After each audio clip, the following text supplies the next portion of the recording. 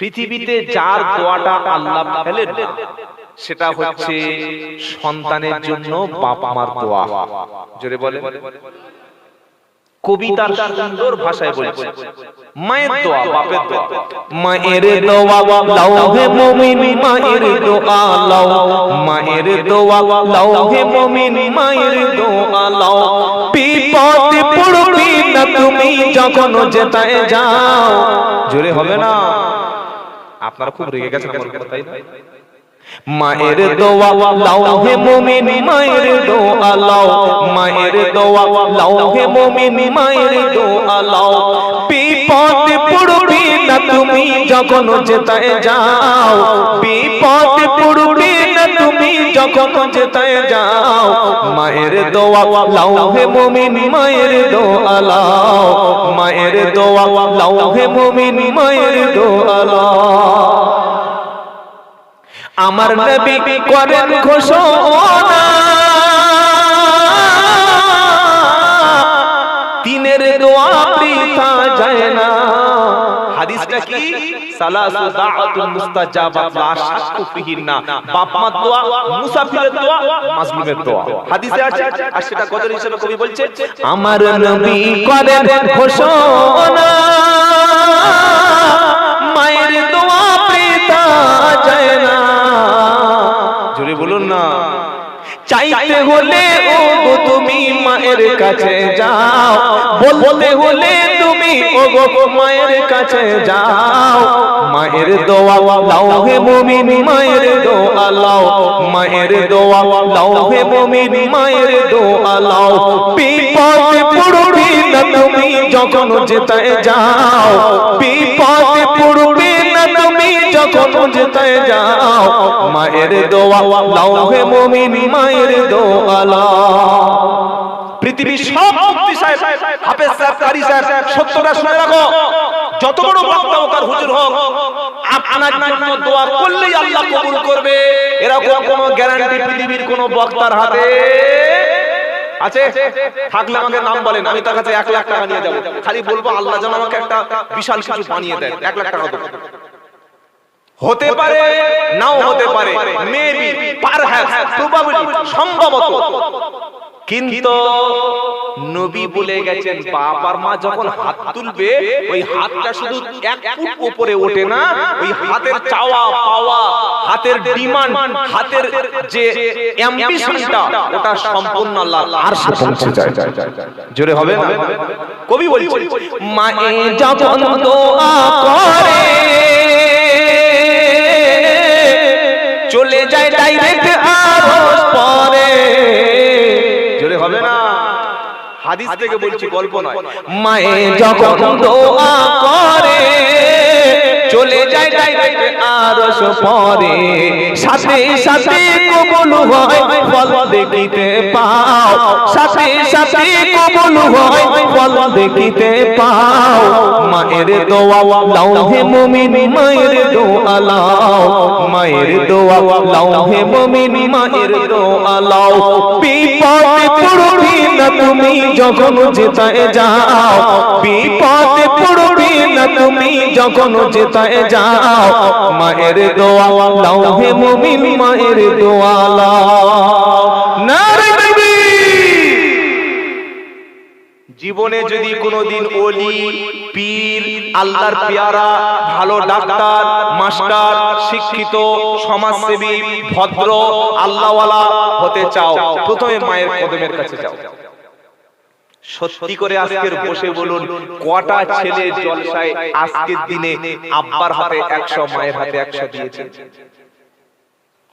বাড়িতে বিপদ হলে ভাই ছাগল নিয়ে, গরু নিয়ে আমরা কোথায় যাই? আব্বা আম্মাকে জবাই করে খাওয়াই, তাই তো? 5 কেজি মিষ্টি নিয়ে 2টো মোরগ জবাই করে আব্বার পায়ের উপরে দিয়ে বলেছি আব্বা আমি কিচ্ছু দিতে পারিনি, এইটুকু তুমি খাও, আমার জন্য দোয়া করে দাও বলেছি? বলে থাকলে হাত তুলে বলেন হ্যাঁ আব্বার জন্য দিয়েছি। যার খাওয়ার দরকার, যার দোয়াটা কবুল হবে, যার কাছে গিয়ে বসলে সে চাইলে আল্লাহ কবুল করবে। সেখানে ছাগল, গরু, হাদিয়া, চাদর, পয়সা, 500 টাকার নোট, একটা ভালো নতুন জুতা, নতুন জামা, নতুন শাড়ি, নতুন কাপড় বাবার কাছে মুসলমান দিয়ে দাও।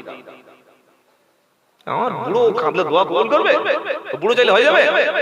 এটা আমাদের বিশ্বাস। নবী যেখানে বলেছেন সেখানে কোনো প্রশ্ন করা যাবে না। আর নবীর থেকে বেশি বুঝে গেলে বুঝতে হবে তখন তার আর ঈমান বলতে কিছু বাকি নাই। যত বড় পীর আর আল্লাহর ওলি এই পৃথিবীতে ছিলেন, প্রত্যেকে তার মায়ের দোয়ায় পীর হয়েছেন, ওলি হয়েছেন। জোরে বলুন না সুবহানাল্লাহ। খাজা মঈনুদ্দিন চিশতি জীবনে ওলি হতে পারতেন না। বড় পীর আব্দুল কাদের জিলানী, শুনে রাখো কান খুলে, জীবনে ওলি আর পীরের দরজাই পেত না তার মায়ের দোয়া যদি বড় পীরের সাথে না থাকতো।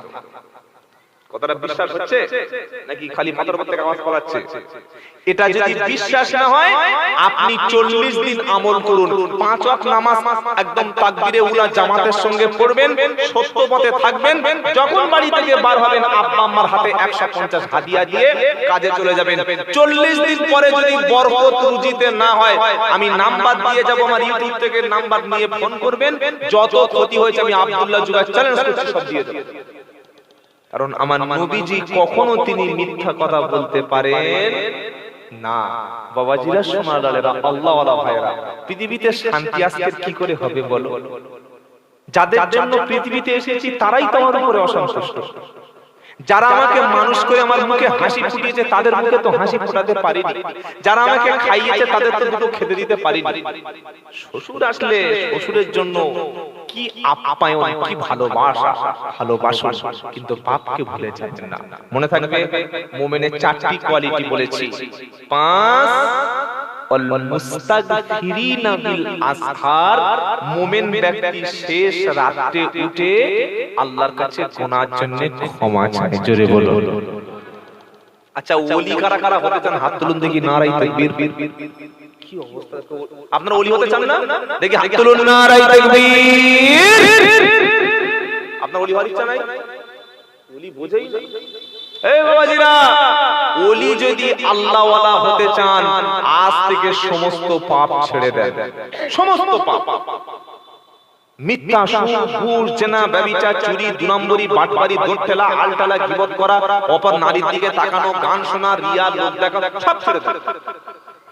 ফরজ নামাজের সাথে সাথে, সুন্নাত নামাজের সাথে সাথে শেষ রাতে উঠে 2 রাকাত নামাজ পড়বেন। কোন নামাজ? তাহাজ্জুদ। সামনে রমজান আসছে, সবচাইতে বড় সুযোগ রমজানে তাহাজ্জুদ পড়া। বলুন না সুবহানাল্লাহ। সাহারীর আর মাত্র 20 মিনিট বাকি আছে, বলে না? আর আমাদের মুসলমানদের এমন একটা অভ্যাস হয়ে গেছে, এটা বন্ধ হওয়া দরকার। কেন? একটা মহল্লায় মুসলিম আছে, কিছু হিন্দু আছে, কিছু খ্রিস্টান আছে, তো মাইকে মসজিদের উপরে 6টা হর্ন লাগিয়ে দিয়েছে। দিয়ে সাহরি শেষ হবে 4:10, 2:45 থেকে উঠে 1.5 ঘন্টা আগে থেকে উঠে পড়ো, উঠে পড়ো, উঠে পড়ো, উঠে পড়ো। আচ্ছা ভাই, সবার উপরে রোজা ফরজ। যে মেয়েটার মেন্স হচ্ছে তার তো রোজা ফরজ না। যার বাচ্চা হয়েছে, নেফাসের রক্ত বার হচ্ছে, তার তো রোজা ফরজ না। যেটা নাবালক তার জন্য রোজা ফরজ না। যিনি ম্যারিজ, এত অসুস্থ, ডাক্তার সার্টিফাই করেছে রোজা রেখো না, তার জন্য তো ফরজ না। হিন্দু ভাই, তার জন্য তো রোজা ফরজ না। তো তুমি কাকে কোথায় উঠতে বলছো? তোমার ঘাড়ে উঠে যাবে নাকি? একটা লোক 3:30টার সময় উঠে 2 রাকাত তাহাজ্জুদের নামাজ পড়ে কোরআন শরীফ তেলাওয়াত করবে। তো তুমি যদি 2:45 থেকে উঠে মাইকে উঠে পড়ো বলে আর হিন্দি গানের নকল গজল চালিয়ে দাও, তার তাহাজ্জুদের নামাজ ক্ষতি হবে না? হবে না? এগুলো আগে ঠিক ছিল, কিন্তু এই সিচুয়েশনে এটা বাড়াবাড়ি হচ্ছে। কি আপনারা ঠিক বলছেন না ভুল বলছেন? বাড়াবাড়ি হচ্ছে না? হ্যাঁ, সময় বলার দরকার আছে। 8 ঘন্টা 40 মিনিট বা 20 মিনিট একবার বলে দেন। ওই যে শুরু হলো, অমুসলমানরা মনে করছে এই ইসলাম, এই এদের ধর্ম। রাত 2:45 থেকে উঠে যার খাওয়ার ইচ্ছা সে খাবে, আর যার জেগে ঘুমানো ইচ্ছা ওর মুখে খাবার দিলে খাবে না। যার রোজা করার ইচ্ছা আছে, প্রত্যেক বাড়িতে তো মোবাইল আছে, আছে না নাই? তো আপনার ট্রেন ধরার সময় তো মসজিদে বলে দেয় উঠে পড়ো, ট্রেন ধরবে 4:59 ট্রেন, বলে না? যদি ফ্লাইট ধরতে হয় এয়ারপোর্টে উঠে পড়ো, ভোর 5টায় ফ্লাইট, বলে না? রোজার সময় তোমার ডেকে দিতে হচ্ছে কেন? হ্যাঁ সময় বলে দিক, কিন্তু অতিরঞ্জিত ইসলাম কখনো পছন্দ করে না। তাহলে কি শুনলাম? রমজান মাসে সাহারির পূর্বে 2 রাকাত তাহাজ্জুদের নামাজ পড়ব ইনশাআল্লাহ। এই আমলটা করবেন কেন বলুন তো? মিনাল লাইলি ফাতাহাজ্জাত বিহি নাফিলাতাল লাক আসা আইয়াবাসাকা রাব্বুকা মাকাম মাহমুদা। 15 পারা 8 পৃষ্ঠা 13 নম্বর লাইনের 78 নম্বর আয়াত সূরা বনী ইসরাঈল। আল্লাহ পাক বলছে মিনাল লাইলি ফাতাহাজ্জাত বিহি নাফিলাতাল লাক। নবী আপনাকে দিনের মধ্যে 17 রাকাত, জোহরে 4, ফজরে 2, জোহরে 4, আসরে 4, মাগরিবে 3, ইশায় 4, এই 17 রাকাত ফরজ নামাজ আমি আল্লাহ পড়ার নির্দেশ দিয়েছি। তুমি 17 রাকাত ফরজ পড়বে, জাহান্নাম থেকে বেঁচে যাবে। জোরে বলুন না। এবার তুমি সুন্নাতে ফিরে এসো। ফজরের পূর্বে 2 রাকাত, জোহরের আগে পরে 6, মাগরিবের পরে 2, এশার পরে 2, এই 12 রাকাত। 12 রাকাত সুন্নাত নামাজ যদি কোনো মুসলমান আদায় করে, প্রত্যেকদিন যে ব্যক্তি 12 রাকাত ফজর থেকে এশা পর্যন্ত সুন্নাত আদায় করবে, এই 12 রাকাত নামাজ পড়ার কারণে আল্লাহ তাআলা তার জন্য জান্নাতে স্পেশাল একটা ঘরের ব্যবস্থা করে দেবে। 3 রাকাত বিতির পড়ো, 3 রাকাত বিতির পড়ো, এবার অতিরিক্ত নফল পড়ো। এবার আল্লাহ বলছে মিনাল লাইলি ফাতাহাজ্জাত বিহি নাফিলাতাল লাক। আমি আল্লাহ দিনের বেলা সারা দিন 5 বার ডেকেছি, রাত যখন গভীর হয়ে গেছে, দোকান যখন বন্ধ, অফিস যখন বন্ধ, কারখানা যখন বন্ধ, সব যখন বন্ধ হবে, অফিস খোলা হবে, আমি আল্লাহর রহমতটা তোমাদের জন্য খুলে গেছে। নামাজের পাটিটা পেতে দাও। মনের মধ্যে কি চাওয়া, মনের মধ্যে কি দুঃখ কষ্ট, এইবার তুমি সিজদায় পড়ে পড়ে বলো আমি আল্লাহ তাহাজ্জুদের কান্নাকে অতিরিক্ত নফল হিসাবে মেনে নিলাম। জোরে বলুন সুবহানাল্লাহ। যাদের রাতের বেলা বিছানা ছেড়ে দেব, রাতের বেলা বিছানা ছাড়তে পেরেছে যারা, আল্লাহর জান্নাতের বাসিন্দা হবে তারা। জোরে বলুন সুবহানাল্লাহ। বললে হুজুর এটা আবার কোত্থেকে আবিষ্কার হলো? তাতাজাফা জুনুবুহুম আনিল মাদাজি'i ইয়াদউনা রাব্বাহুম খাওফাও ওয়া তামাআ ওয়া মিম্মা রাযাকনাহুম ইনফিকুন। 21 পারা সূরা সাজদা 17 নম্বর আয়াতে আল্লাহ পাক শোনাচ্ছে, যারা রাতের বেলা বিছানা থেকে, বেড থেকে পিঠটা একটু তুলে নিয়েছে, ওযু করে গোসল করে জাহান্নামের ভয়ে, জান্নাতের আশায় আল্লাহর কাছে দোয়া চায়, রাতের বেলা যার চোখের পানিটা জাহান্নামের ভয়ে পড়ে যাবে, আমি আল্লাহ জান্নাত মজুদ করে রেখেছি। সে জান্নাতের মধ্যে যে নিয়ামত আছে ওটা পৃথিবীর কোনো চোখ কল্পনা করতে পারবে না। জোরে বলুন। কাঁদতে তো হয় রাত্রে বেলা। কোথায় লেখা আছে? ওয়াল্লাযীনা ইয়াবিতুনা লিরাব্বিহিম সুজদাও ওয়া কিয়ামা ওয়াল্লাযীনা ইয়াকুলুনা রাব্বানা সরিফ আন্না আযাবা জাহান্নাম ইন্না আযাবাহা কানা গরামা। 19 পারা 4th পৃষ্ঠা 8, 9, 10 নম্বর লাইনে 66, 67 নম্বর আয়াতে আল্লাহ পাক বলছে ওয়াল্লাযীনা ইয়াবিতুনা লিরাব্বিহিম সুজদাও ওয়া কিয়ামা। বান্দা দিনের বেলা 5 বার তুমি এসেছো, ব্যস্ততার মধ্যে তুমি ছিলে, বেশি ডাকতে পারোনি, বেশি কাঁদতে পারোনি, সবার সামনে তুমি কাঁদতে পারোনি, এবার রাত হয়ে গেছে, আমি আল্লাহ আরশ থেকে প্রথম আসমানে নেমে এসেছি, আবার তো রমজান মাস শুরু হয়েছে, তুমি গোসল করে নিয়েছো, ওযুটা করে নিয়েছো, এবার তুমি আমার কাছে তাহাজ্জুদে কাঁদো, আমি আল্লাহ শুনিয়ে দিলাম ঈমানদার ব্যক্তির বৈশিষ্ট্য হলো তারা সিজদা দিয়ে এবং দাঁড়িয়ে দাঁড়িয়ে রাত তারা কাটিয়ে দেয়। এই কোয়ালিটি গুলো আমার এবং আপনাদের মধ্যে আসলে ইনশাআল্লাহ আমরা আল্লাহর ওলিদের কাতারে থাকতে পারবো। জোরে বলুন সুবহানাল্লাহ। আর যদি বলি হুজুর নামাজ নাই, আমাকে কেউ পার করে দেবে, বিশ্বাস করুন কিয়ামতের দিন কোন পীর সাহেব, কোন আল্লাহর ওলি বান্দা, এমনকি আল্লাহর নবী বলবেন যার নামাজ ছিল না সে আমার উম্মত না। নবী স্বয়ং নিজে বলবে, যাও আমি তোমাকে চিনি না, তুমি সত্যি যদি নামাজ পড়তে তো তাহলে তোমার ওযুর জায়গাগুলোতে দাগ থাকতো, তুমি সত্যি যদি রমজানের রোজা রাখতে তো তোমার চিহ্ন কই, তোমার দাগ কই, তোমার সিম্বল কই। রমজান আসে আল্লাহর বান্দাদের তার কাছে ডেকে নেওয়ার জন্য। বলুন না সুবহানাল্লাহ। এই 11 মাস সুদ খেয়েছো, মদ খেয়েছো, জিনা করেছো, চুরি করেছো, হারাম খেয়েছো, একটা মাস কি আমার কাছে আসবে না? আমি আল্লাহ তোমাকে একটা মাস ডেকে আমার কাছে বসিয়েছি, আমার ঘরে তোমার খাওয়ার ব্যবস্থা করে দিয়েছি। বলুন না সুবহানাল্লাহ। তুমি সারাদিন স্ত্রী মিলন, খাদ্য খাওয়া, পানি পান করা করবে না, কিন্তু রাতের বেলা তোমার জন্য সব বৈধ করে দিলাম। সুবহানাল্লাহ বলবেন না? এই হুকুমটা অন্য নবীর ক্ষেত্রে ছিল না। আল্লাহর নবী সাল্লাল্লাহু আলাইহি সাল্লামের উপরে রমজানের রোজা ফরজ হওয়ার আগের রোজার কি রকম নিয়ম ছিল জানেন? মাগরিবের নামাজের পরে মানুষ ইচ্ছামতো খেয়ে নিত। স্ত্রী মিলন করা থাকলে নামাজের পরেই, খাওয়ার পরেই সেরে ফেলতো। যদি লোকটা মাগরিবের নামাজের পরে ঘুমিয়ে পড়তো বা খেয়ে যদি স্ত্রী মিলন করে ঘুমিয়ে পড়তো, ওই ঘুম থেকে পরের দিন মাগরিব পর্যন্ত খাওয়া, পানাহার, স্ত্রী মিলন কিছু করতে পারতো। কি বিপদের কথা বলতো। ধরুন কেউ 9টার সময় ভাত খেয়ে শুয়ে পড়ে, 250 মিলিলিটার পানি খেয়েছে, 10টার সময় ঘুমিয়ে পড়েছে, তাহলে এই লোকটার রোজা অন্য নবীর উম্মতের জন্য কতক্ষণ ছিল?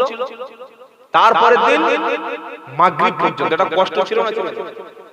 একবার যদি মাগরিবের নামাজের পরে খেয়ে বা এশার নামাজের পরে খেয়ে স্ত্রী মিলন করে ঘুমিয়ে পড়ে, ওই ওর শেষ। তারপর সেই মাগরিবের পর্যন্ত আবার অপেক্ষা করতে হবে। এই রকম ঘটনা যখন নবীর জামানায় ঘটলো, একজন ব্যক্তি রাত্রিবেলা ভুল করে স্ত্রী মিলন করেই ফেলেছে। আর একজন ব্যক্তি জোহরের পরে এত অসুস্থ হয়ে গেছে, যেহেতু সন্ধ্যার পরে খেয়েছে, কাজে গিয়ে মাথা ঘুরে পড়ে গেছে। এখন নবীর কাছে জানতে চাইলো, হে আল্লাহর নবী, এর থেকে কোনো কি সমাধান, সহজ রাস্তা বলা দেয়া যায় না? এত লং টাইম স্ত্রী মিলন, পানি না খাওয়া, খাওয়ার খাওয়া, কি করে একটা মানুষ থাকতে পারে? শুনছেন আপনারা?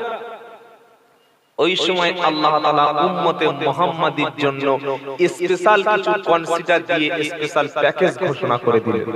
চলে বলে প্যাকেজটা কি? উহিল্লা লাকুম লাইলাতাস সিয়াম রাফাসু ইলা নিসাইকুম হুন্না লিবাসুল লাকুম ওয়া আনতুম লিবাসুল লাহুন্না। সুবহানাল্লাহ। আপনার জন্য ইসলাম সহজ হয়ে গেছে আগের উম্মতের চাইতে। আগের নবীর উম্মতের জন্য ইশার নামাজের পরে খেয়ে নিলে, পান করে ঘুমিয়ে গেলে, পরের দিন মাগরিব পর্যন্ত সব বন্ধ। না পারতো খেতে, না পারতো পানি পান করতে, না পারতো স্ত্রীর সঙ্গে কিছু করতে। আল্লাহ পাক নবীকে শোনাচ্ছে, উহিল্লা লাকুম লাইলাতাস সিয়ামির রাফাসু ইলা নিসাইকুম। নবী আপনার উম্মতের জন্য বলে দিন, রাতের বেলা উহিল্লা লাকুম লাইলাতাস সিয়ামির রাফাসু ইলা নিসাইকুম, রমজানের রাতে আপনার উম্মতের জন্য শুধু খাদ্য আর পানি নয়, বরং ইশার, মাগরিবের, ইফতারের পর থেকে নিয়ে আর যতক্ষণ না সাহারি শেষ হচ্ছে ততক্ষণ পর্যন্ত পানি পান করা, খাদ্য খাওয়া, স্ত্রী মিলন করাতে কোনো অসুবিধা না। জোরে বলুন সুবহানাল্লাহ। আচ্ছা ধরুন একটা লোক, মাসআলা বলছি, লজ্জা পাওয়ার কিছু নেই, শুনে রাখেন, রমজানের কাজে লাগবে। একটা লোক রাতে কিছু খায় না। স্বামী স্ত্রী মহব্বত আল্লাহর একটা নিয়ামত, সুবহানাল্লাহ বলে। তো এমন সময় লোকটা হয় নাপাক হয়ে গেছে, স্বপ্নদোষ হয়েছে, অথবা স্বামী স্ত্রীর সঙ্গে একসঙ্গে থেকে ফরজ গোসল হয়ে গেছে, আর সাহারির শেষ হতে মাত্র 2 মিনিট বাকি আছে। শুনছেন আপনারা? ক মিনিট? 2 মিনিট। এখন ওই অবস্থায় উঠে দেখছে যদি পানি না খাই, খাবার না খাই, তাহলে আমার কষ্ট হয়ে যাবে, আর গোসল যদি করে এসে সাহারি কিংবা কিছু খেতে যাই তখন সময় শেষ হয়ে যাবে। এখন লোকটা কি করবে? কি করবে বলে? ইসলাম সহজ করে তাকে বলে দিয়েছে, তোমার প্রথম দায়িত্ব হচ্ছে তুমি কিছু খেয়ে নাও, কিছু খেয়ে নাও, হোক পানি হোক খেজুর, কিছু খেয়ে নাও। এদিকে সাহারির সময় হয়ে গেল, আজান দেওয়া শুরু হলো, তুমি গোসল করে আল্লাহর ঘরে মসজিদে চলে যাও, আল্লাহ তাআলা তোমার রোজাটাকে কবুল করে নেবে। জোরে বলবেন না সুবহানাল্লাহ। এতটা সহজ ইসলামে আল্লাহ পাক রোজাদার ব্যক্তির জন্য ছাড় দিয়েছে। যদি কোনো ব্যক্তি রমজান মাস পেয়ে রোজা করে, রোজা হচ্ছে সাওমু জুন্নাহ, রোজা হচ্ছে জাহান্নামের হাত থেকে বাঁচার জন্য ঢাল। সুবহানাল্লাহ। জাহান্নামের ঢাল কি? বান্দা যখন কবরে যাবে, 3টি প্রশ্নের উত্তর যখন ফেরেশতারা পাবে না, শাস্তি দেওয়ার জন্য ফেরেশতারা তৈরি হবে। হঠাৎ রোজা গিয়ে বান্দার কবরের সামনে ঢাল হিসাবে দাঁড়াবে। এই বান্দাকে তোমরা শাস্তি দিও না, কারণ এই বান্দা সাহারি থেকে ইফতার পর্যন্ত না খেয়েছিল, ধৈর্য ধরেছিল, সবর করেছিল। আমি আল্লাহ রোজাদার ব্যক্তিকে তাই জাহান্নামের আগুন থেকে বাঁচিয়ে নিলাম। তবে এই যে সরকারি ইফতারের মজলিসগুলো, এগুলো থেকে একটু দূরে থাকবে। সরকারি ইফতার মজলিস বুঝেন? ইফতার পার্টি। আচ্ছা, ইবাদত কখনো পার্টি হয়? হয় না। কোনদিন দেখেছেন যারা ইফতার পার্টি করছে তারা সাহারি পার্টি করতে করে? ওরা মাল খুব চালাক। ওই ইফতার পার্টি করবে কিন্তু সেহরি পার্টি করবে না। সারাদিন গরুর মতো ছাগলের মতো চিবিয়ে এসে আসরের নামাজের পরে সিগারেট টেনে এসে 5 টাকার একটা সাদা টুপি মহিষাদল বাজার থেকে কিনে মাথায় এরকম রুমাল ফেলে দিয়ে এমন করে সামনে কোল্ড ড্রিঙ্কস নিয়ে বসে আছে, যিনি মনে হচ্ছে দিল্লি জামে মসজিদের ইমাম সাহেব, অথচ মালটা পেশাব করে পানি নেয় না। কি বলছে? এটা ধোঁকা নয়? এরকম ইফতার পার্টিকে বর্জন করবে, বলুন ইনশাআল্লাহ। সবচাইতে উত্তম হচ্ছে, উত্তম তরিকা হালাল টাকায় নিজের বাসায় ইফতারটা করা। বিবি, বাচ্চা, আত্মীয় স্বজন সবাইকে নিয়ে ইফতার করব। আর রমজান শুরু হলে 5 ওয়াক্ত নামাজ জামাত সহকারে পড়ব ইনশাআল্লাহ। কারণ রোজাদার ব্যক্তি রোজার বদলা হচ্ছে আল্লাহর জান্নাত। সুবহানাল্লাহ বলে। সেদিন আল্লাহ তাআলা তার ঈমানদার ব্যক্তিদেরকে কিয়ামতের দিন ডেকে ডেকে জান্নাতে নেবে। স্পেশাল একটা দরজা আছে জান্নাতের, দরজার নাম হচ্ছে রাইহান। দরজার নাম কি? রাইহান। রাইহান শব্দের অর্থ কি? পিপাসা মুক্ত। যে দরজা দিয়ে বান্দা প্রবেশ করবে, ফেরেশতারা তাদেরকে স্বাগত জানিয়ে জান্নাতের মধ্যে সুন্দর পানির ব্যবস্থা আল্লাহ করে দেবে। আর এই জান্নাতটা ঈমানদার, রোজাদার, মুমিন ব্যক্তিদের জন্য আল্লাহ রেখেছেন। জোরে বলেন কাদের জন্য?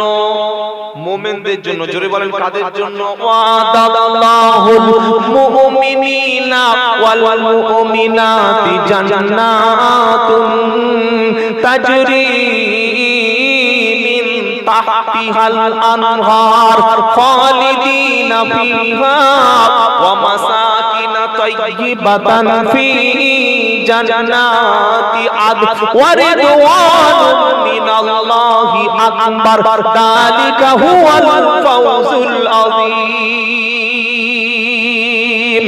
10 পারা 17 পৃষ্ঠা 14 নম্বর লাইনে 72 নম্বর আয়াত আল্লাহ পাক শোনাচ্ছে, ওয়াদাল্লাহুল মুমিনিনা ওয়াল মুমিনাত। আমি আল্লাহ মুমিন ঈমানদার পুরুষ ঈমানদার নারীর জন্য জান্নাতের প্রতিশ্রুতি দিয়েছি, যে জান্নাতের তলদেশে মিষ্টি নহরগুলো, পানিগুলো, দুধের ঝর্ণাগুলো কুলকুল করে বয়ে যাবে।